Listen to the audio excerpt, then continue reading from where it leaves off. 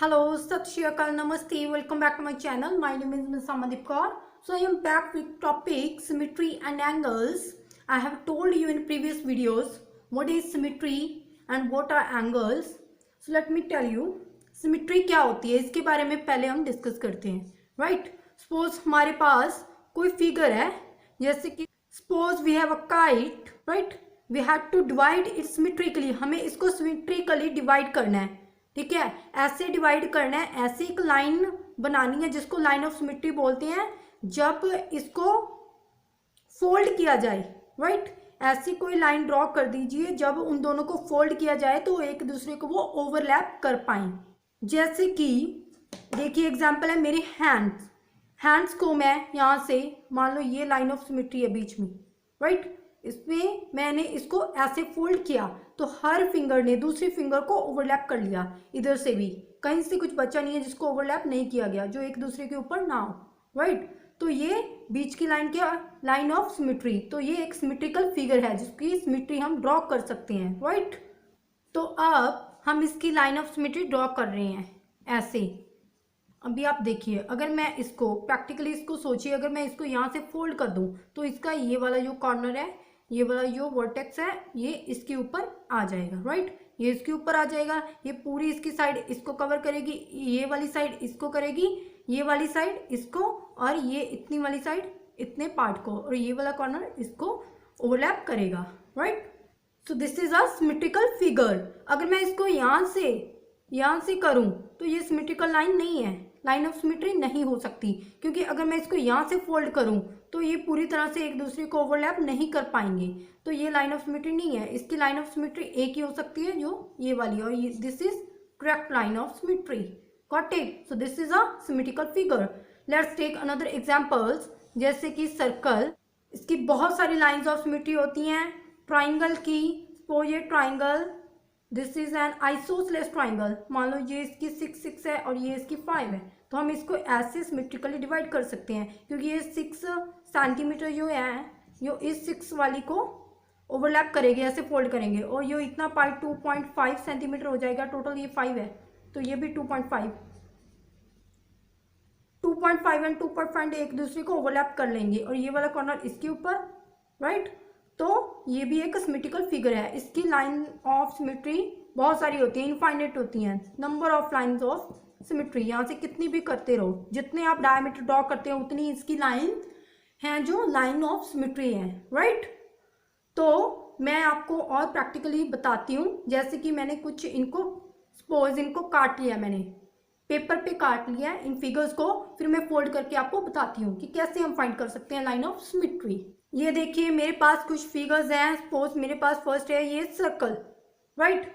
मैं इसकी symmetry find करनी है मेरे को, तो मैंने इसको बीच में इसकी लाइन ऑफ सिमेट्री सपोज मैंने इसकी ड्रॉ कर दी यहाँ से, राइट. अब मैं इसको फोल्ड कर रही हूँ कि ये लाइन सही है या नहीं है.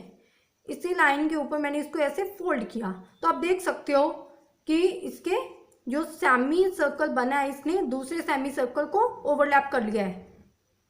इसके आधे पार्ट ने दूसरे पार्ट को ओवरलैप कर लिया है. यहाँ से लाइन ऑफ सिमेट्री थी, यहीं से मैंने इसको फोल्ड किया और इसने ओवरलैप कर लिया दूसरे पार्ट को. तो ये सिमेट्रिकल फिगर है. लेकिन मैंने बोला है कि सर्कल की इनफाइनाइट लाइंस ऑफ सिमेट्री होती हैं, means number of line of symmetry. तो अगर मैं इसको यहाँ से फोल्ड करूँ तो भी ये ओवरलैप करेगा, और अगर मैं इसको यहाँ से फोल्ड करूँ तो भी ये ओवरलैप करेगा. कहीं से भी इसको फोल्ड कर दो ये एक दूसरे को ओवरलैप करेगा. इसके लिए इसकी बहुत सारी लाइंस ऑफ सिमेट्री होती है, इनफाइनाइट होती है. तो ये एक सिमेट्रिकल फिगर है. Next let's take a triangle. So here मैं इसकी लाइन ऑफ सिमेट्री ड्रॉ कर रही हूँ यहाँ से. अब मैं इसको फोल्ड कर रही हूँ यहाँ से. आप देखना, जब मैंने इसको फोल्ड किया तो ये देखो इसका ये वाला कॉर्नर है, इसने इसको ओवरलैप किया ऐसे, और यहाँ से पूरा ओवरलैप हो चुका है. इसके हाफ पार्ट ने दूसरे हाफ पार्ट को ओवरलैप कर लिया, बिल्कुल एक दूसरे के ऊपर आ चुके हैं, कवर कर लिया एक दूसरे के पार्ट को. तो ये क्या है, एक सिमेट्रिकल फिगर है. उसकी लाइन ऑफ सिमेट्री क्या है, ये है. अगर तो ये आइसोसेलेस ट्राइंगल है, सपोज अगर ये इसकी साइड 6 और ये 6 है, सपोज मैंने इसी को लिया है, और ये 5 है, पूरी 5 है, ये 2.5 और 2.5. तो ये ऐसे ही होगी, ये इस तरह से नहीं हो सकती है। पर अगर ये एक इक्विलेटरल ट्राइंगल है, सपोज सारी 5 5 है, ये भी 5 ये भी 5 है, तो हम इसकी 3 लाइंस ऑफ सिमेट्री निकाल सकते हैं। ऐसे फोल्ड कर सकते हैं और ऐसे भी फोल्ड कर सकते हैं, मीन्स ऐसे भी हो सकती हैं और ऐसे भी हो सकती हैं, right? Got it? Next let's take another shape, this is a flag. अब इस फिगर को बताना है कि ये सिमेट्रिकल है या नहीं। सपोज मैंने इसको यहाँ से मान लिया कि ये लाइन ऑफ सिमेट्री है, और अब मैं इसको यहाँ से फोल्ड कर रही हूँ।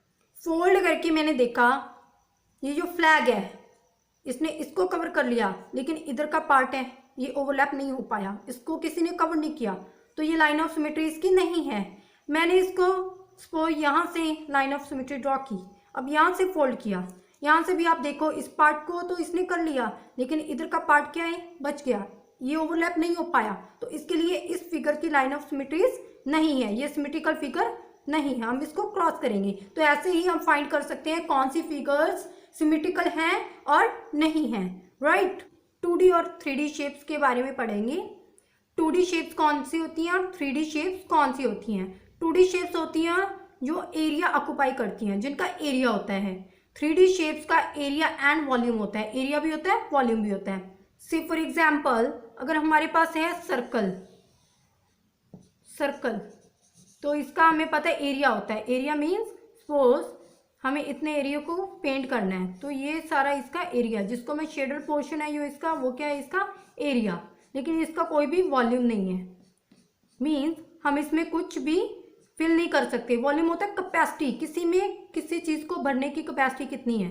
इसमें पेंट लगा सकते हैं, सपोज सर्कल में पेंट लगा सकते हैं, लेकिन उसमें कोई लिक्विड नहीं भर सकते, तो वो होता है उसका वॉल्यूम। एरिया होता है जो शेडेड पोर्शन इसका एरिया है। से फॉर एग्जाम्पल मेरे पास ये चूड़ी है, इसका मैं मेजर कर सकती हूँ एरिया। अगर मैंने इसको यहाँ पे रखा है तो इसने टेबल का कितना हिस्सा कवर किया है, मतलब कितनी जगह इसने ऑक्यूपाई की है, कितनी जगह ले ली टेबल से, तो ये इसका क्या है, एरिया। जो इसके बीच का पोर्शन क्या है, इसका एरिया। लेकिन अगर हमें कोई लिक्विड फिल करना है तो हमें ज़रूरत होगी कटोरी की, जैसे कि ये कटोरी है, राइट? ये एक स्फेरिकल शेप है जिसको हेमिस्फीयर बोलते हैं। इसमें हम लिक्विड फिल कर सकते हैं, कुछ भी फिल कर सकते हैं, तो इसमें कुछ भरा जा सकता है, तो इसकी कुछ कैपेसिटी है। तो ये एक 3D शेप है, इसका एरिया भी है, अगर इसको यहाँ पे रखेंगे तो ये जगह भी कवर कर रही है, जगह भी ले रही है, और इसके अंदर कुछ फिल किया जा सकता है, तो इसके लिए ये एक 3D शेप है। तो इसके लिए 2D शेप्स होती हैं जिनका सिर्फ एरिया होता है, और 3D शेप्स जिनका area and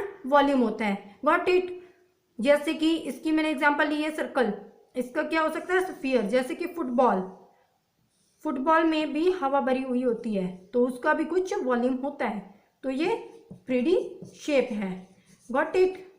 now let's talk about the angles.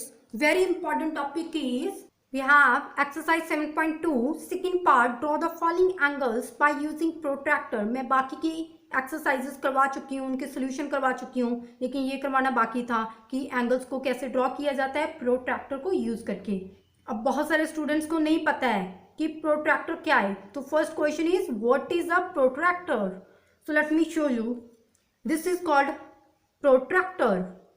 So definition of this instrument is the instrument we use to measure angles is called protractor.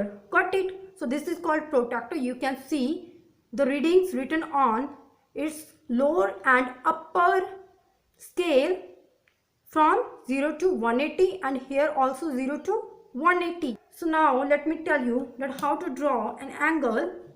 So suppose we have to draw the angle 90 degree. Now here I am using this pointed marker. This is very sharp. Let me tell you its reasons. First of all, I have drawn a line segment of any length, whether it is 3, 4 or 5 centimeter or 3.8, any length. Got it? Let's take its vertex. Suppose this is its vertex. Now let me tell you, this is the protractor. So here you can see its vertex. Let me tell you what is the vertex of this protractor. Simply we call it a D because it is of D shape. Got it? So here you can see the line from 90 degree angle from 0 180 meets at a point and this point is called its vertex. So हमें इस vertex को इस vertex के बिल्कुल ऊपर रखना है, ऐसे रखना है कि ये ओवरलैप हो जाए, एकदम एक दूसरे के ऊपर हो जाए। और जो ये लाइन है इसको पूरी तरह से कवर करना है हमें इस लाइन से, जो लाइन इस डी के ऊपर है, मीन्स प्रोटेक्टर के ऊपर है, यहाँ वर्टेक्स से लेकर 0 तक ऐसे हमें इसको कवर करना, कहीं से भी वो लाइन ऊपर या नीचे से ना दिखे, बिल्कुल कवर हो जाए इसके नीचे, वर्टेक्स के ऊपर वर्टेक्स और लाइन के ऊपर लाइन, लास्ट तक कहीं से भी ऊपर नीचे नहीं होना चाहिए। मैं इसको आपको क्लिप से दिखाती हूँ कि ये बिल्कुल कवर हो चुका है, राइट। हमें एंगल बनाना है 90 डिग्री। तो आप देख सकते हो बिल्कुल कि ये कैसे लाइन एकदम ऊपर आ चुकी है। तो अब देखिए, अब हमें नेक्स्ट स्टेप क्या करना है, नीचे की स्केल है 0 से लेकर हमें देखना है इधर 90 तक। जो 90 है इसके बिल्कुल सामने, बिल्कुल इसके रीडिंग के बराबर हमें एक डॉट लगाना है, ऐसे डॉट। 90 है तो एक 90 के ऊपर जो लाइन है ना बिल्कुल 90 को सीधा जा रही है, वहाँ पे डॉट लगा के हमें इस प्रोट्रैक्टर को हटाना है, फिर स्केल से इस पॉइंट को इस पॉइंट से ज्वाइन करवाना है। तो ये हमारे पास एंगल बन चुका है, this is 90 degree. I hope you have got it. Similarly हमें इसके बाकी के पार्ट्स करने हैं, बाकी के पार्ट्स हम ऐसे ही कर सकते हैं। तो ये है मेथड कि हम एंगल्स को कैसे ड्रॉ कर सकते हैं। अब एक मैं बात बता देती हूँ, जब भी हमें लाइंस ड्रॉ करनी है तो हमें जो भी पेंसिल लेनी है उसको बिल्कुल शार्प लेना, आगे से तीखा हो, शार्प हो, बोल्ड लाइनें हमें नहीं ड्रॉ करनी है। अब देखो यहाँ पे बहुत सारे पार्ट दिए गए हैं, ये आपके क्वेश्चंस हैं आपकी टेक्स्ट बुक में, इनमें से आपको सारे एंगल्स ड्रॉ करने हैं। सपोज मैं ले रही हूँ फर्स्ट, हमें ड्रॉ करना है 15 डिग्री। सिमिलरली जैसे हमने पहले किया था, तो पहले मैं एक लाइन सेगमेंट ड्रॉ करती हूँ। ये इसका वर्टेक्स है, प्रोट्रैक्टर का वर्टेक्स इसके ऊपर रखूंगी, इस लाइन को कवर करूंगी। अब मुझे 15 डिग्री ड्रॉ करना है, इधर 0 से चलूंगी, 0 के बाद ये 10 है और 10 और 20 के बीच में जो है, बीच में जो लाइन ड्रॉ की गई है ये है 15। अब यहाँ पे मैंने डॉट लगा लिया 15 के ऊपर। अब मैं इस डॉट को और वर्टेक्स को ज्वाइन करूंगी, तो ये बन गया 15 degree angle. Got it? Thank you so much for watching this video.